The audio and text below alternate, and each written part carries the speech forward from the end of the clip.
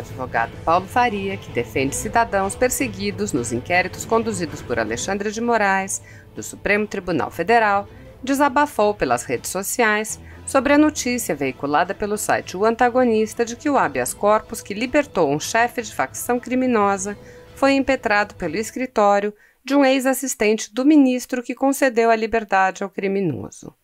Faria disse: "O caso da liminar ao líder do PCC, concedida por Marco Aurélio Mello, continua rendendo. Vou desenhar para vocês o que uma boa e produtiva assessoria, entre aspas, é capaz de colher." Explodiu na mídia neste domingo a seguinte notícia: escritório de ex-assessor de Marco Aurélio pediu habeas corpus de chefão do PCC. Como um bom curioso e duvidando da notícia publicada nesse site, fui pesquisar. O advogado conferiu as informações veiculadas pelo site, conferindo inicialmente se o advogado Eduardo Baldo Barbosa foi mesmo assessor do ministro Marco Aurélio Mello. A informação foi confirmada em documentos do tribunal, em que, na petição número 8080 de 2019, o advogado é mencionado como assessor. Faria também encontrou uma autodeclaração de Barbosa, incluindo entre suas qualificações profissionais o fato de ser ex-assessor do STF. O advogado Paulo Faria explicou: a publicação de O Antagonista, a quem tenho ressalvas homéricas, informou que a petição não foi assinada pelo ex-assessor de Marco Aurélio Mello, e sim por sua sócia, a advogada recém-inscrita na OAB, Ana Luísa Gonçalves Rocha, e acrescentou: então fui lá pesquisar se a referida advogada que impetrou o habeas corpus era, de fato, sócia do ex-assessor de Marco Aurélio Mello, o nobre advogado Eduardo Baldo Barbosa. Pois não é que é verdade mesmo? E desde 16 de março de 2020. Nova sociedade, não? O advogado relatou: aí então, palmas ao ministro Marco Aurélio Mello, foi deferida a liminar para mandar para casa, no Paraguai, o líder do PCC. Fux suspendeu ontem, em plantão, a liminar concedida. Porém, tarde demais. O paciente se evaporou e o Brasil conheceu mais uma benesse a quem deveria estar preso. A sociedade agradece mais essa. O advogado Paulo Faria apresentou então o que chamou de a dura realidade, explicando: bem, faço parte da defesa de uma investigada do inquérito das fake news e atos antidemocráticos, segundo eles, e que está em prisão domiciliar com tornozeleira há quase 4 meses, sem condenação, sem crime, sem denúncia, sem nada, por crime de opinião.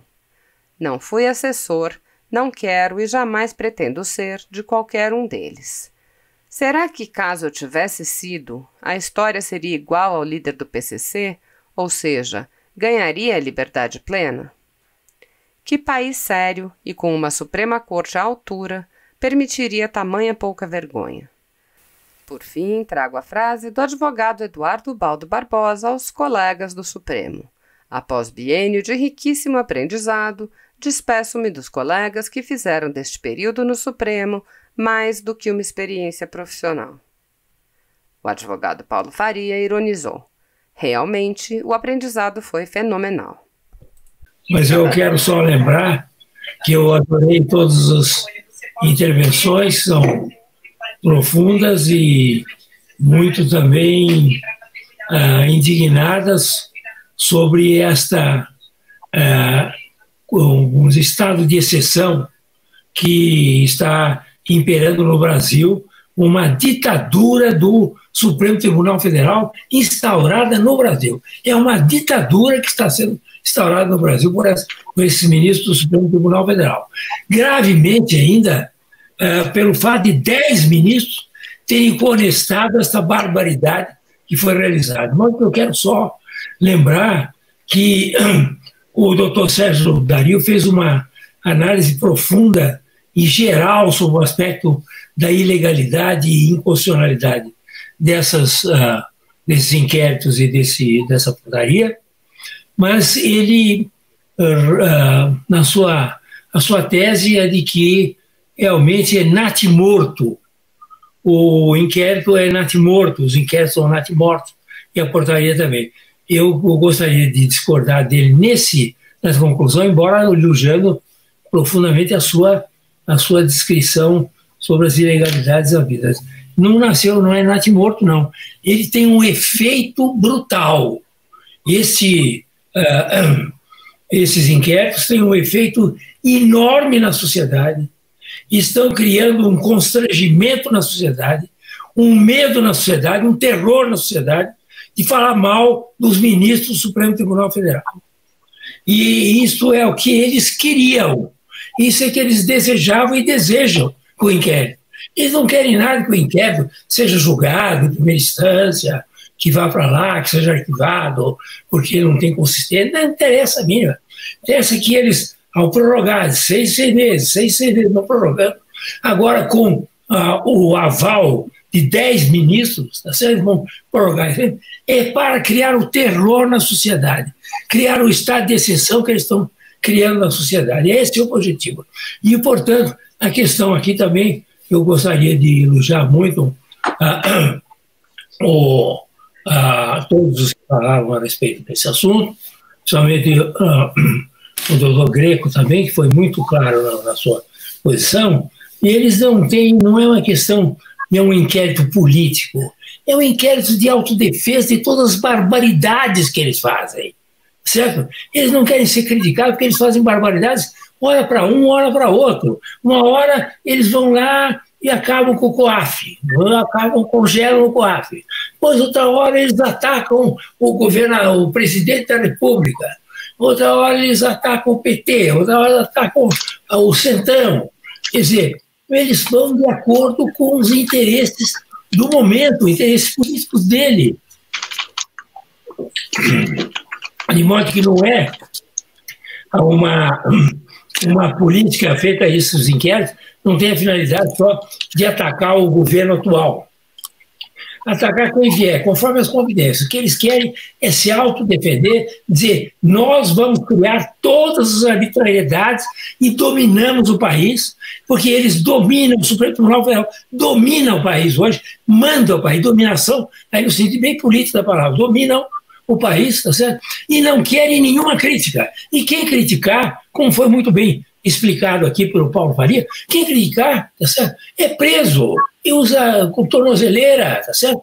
E usa o que precisar, porque realmente é um jeito que não pode ser criticado. É um Estado muito pior que o AI-5. Eles falam, eles querem voltar com o AI-5, eles vão perder.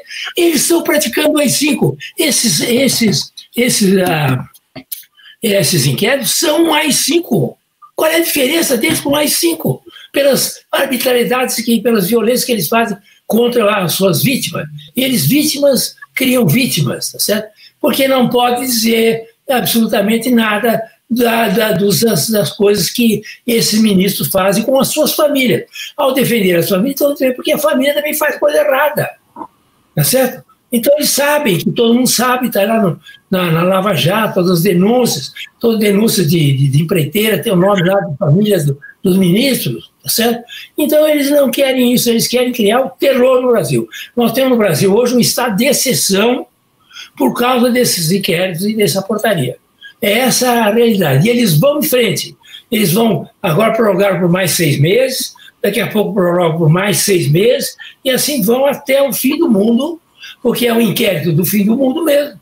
Então eles vão até o fim do mundo fazendo esse tipo de arbitrariedade contra a sociedade brasileira. Nós não temos mais um Estado democrático no Brasil. É conversa fiada. O Estado democrático brasileiro está suspenso, pelo menos.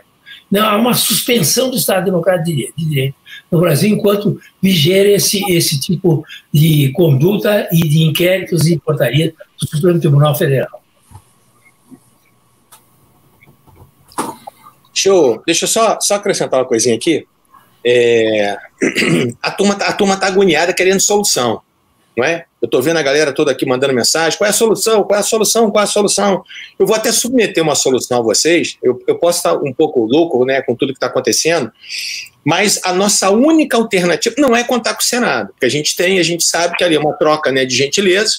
Então, quer dizer que aí eu particularmente, junto com o senador, né, que começou o mandato ano passado, nós propusemos o impeachment do Gilmar Mendes, e obviamente que isso não vai andar, né? Então, nós temos que ter, na verdade, mecanismos populares para que a coisa funcione. Então, a minha sugestão, já que a gente tem que ter uma sugestão, a minha sugestão, primeiro, nós temos que fazer uma PEC, um projeto de emenda à Constituição, prevendo uma iniciativa popular, obrigando o presidente do Senado a colocar em pauta os processos que digam a respeito aos impedimentos dos ministros do STF. Porque se não for assim, nós não temos os projetos de iniciativa popular para as leis, por que a gente não pode obrigar ao chefe do Congresso Nacional, ao chefe do Poder Legislativo, a fazer isso? Porque eles estão lá, eles são nossos representantes. Eles não são nada mais, nada menos do que nossos representantes. Mas de representantes eles não têm absolutamente nada.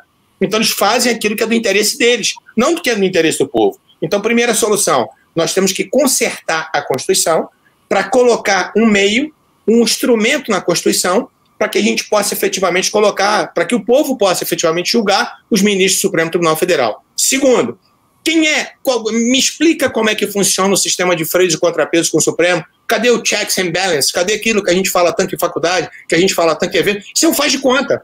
Não existe o sistema de freios e contrapesos. A gente sabe disso, né? O Supremo controla todo mundo, mas ninguém controla o Supremo.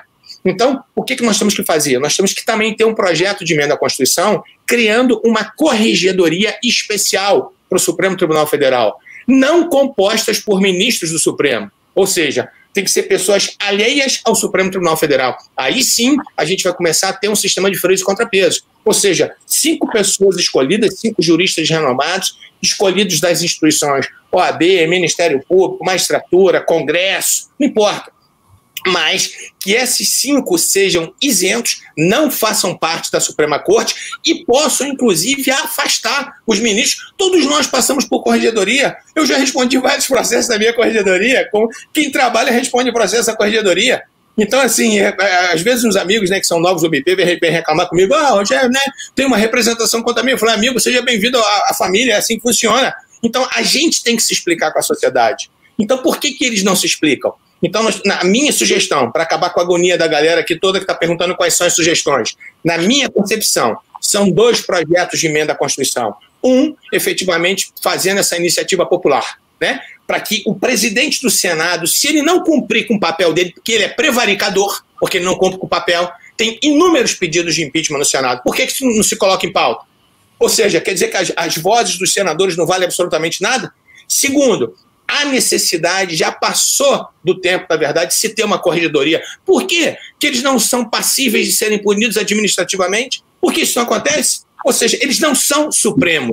Supremo, quem for, e se for, é o tribunal, e não as pessoas que compõem o Supremo. Então, eu estava agoniado, era para poder falar isso antes que vocês fossem embora, né, para que vocês pudessem até criticar também um pouquinho aí.